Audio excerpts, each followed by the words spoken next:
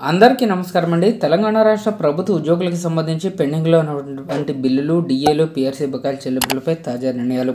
So ఈ వీడియోలో వీటి గురించి పూర్తి వివరాలు అయితే తెలుసుకుందామండి. ముందుగా వీడియోని సపోర్ట్ చేసి వారందరూ కూడా వీడియోను లైక్ చేసి మీ తోటి ఉద్యోగ మిత్రులకు వీడియోని అయితే షేర్ చేయండి.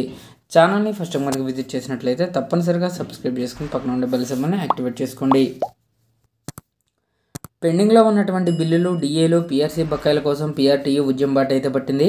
ఉపాధ్యాయుల పెండింగ్ బిల్లులు, కరువు బత్యం బకాయిలు, పీఆర్సీ పెన్షనర్ల బకాయిలను తక్షణమే విడుదల చేయాలని డిమాండ్ చేస్తూ పీఆర్టీయూ టీఎస్ ఖమ్మం జిల్లా శాఖ దీక్ష కరపత్రాల ఆవిష్కరణ ఉద్యమం బాట పట్టింది.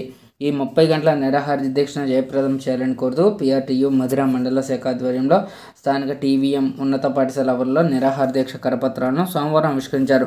ఈ సందర్భంగా జిల్లా ప్రధాన కార్యదర్శి ఆర్ రంగారావు, ఆర్ బ్రహ్మారెడ్డి మాట్లాడుతూ రాష్ట్ర వ్యాప్తంగా గత సంవత్సర కాలం నుండి వందలాది మంది ఉపాధ్యాయులు ఉద్యోగ విరమణ పొందారని, అయితే ఏడాది గడిచిన వారికి చెల్లించాల్సిన రిటైర్మెంట్ బెనిఫిట్స్ ఏవి కూడా చెల్లించకపోవడం బాధాకరమన్నారు.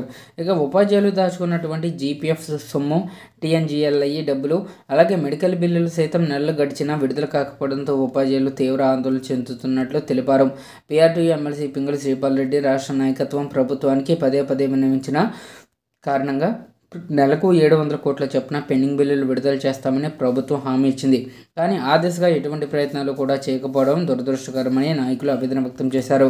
తక్షణమే పెండింగ్లో ఉన్నటువంటి బిల్లులు, రిటైర్మెంట్ బెనిఫిట్స్ చెల్లించాలని డిమాండ్లు చేస్తూ ఈ నిరాహార దీక్ష చేపట్టామని తెలిపారు. ఇక మధిర డివిజన్ నుండి కూడా ఉపాధ్యాయులు, పెన్షనర్లు పెద్ద ఎత్తున తరలివచ్చి దీక్షకు మద్దతు తెలియజేయాలని వారు కోరడం జరిగింది. సో ఈ సమావేశంలో భాగంగా పలు కీలక నిర్ణయాలు అయితే తీసుకున్నారండి. ప్రభుత్వ ఉద్యోగులకు ప్రధానంగా చెల్లించాల్సిన ప్రతి నెల 700 కోట్ల చెల్లింపులకు సంబంధించి కూడా ప్రభుత్వం త్వరలోనే నిర్ణయాలు అయితే తీసుకోవాలి.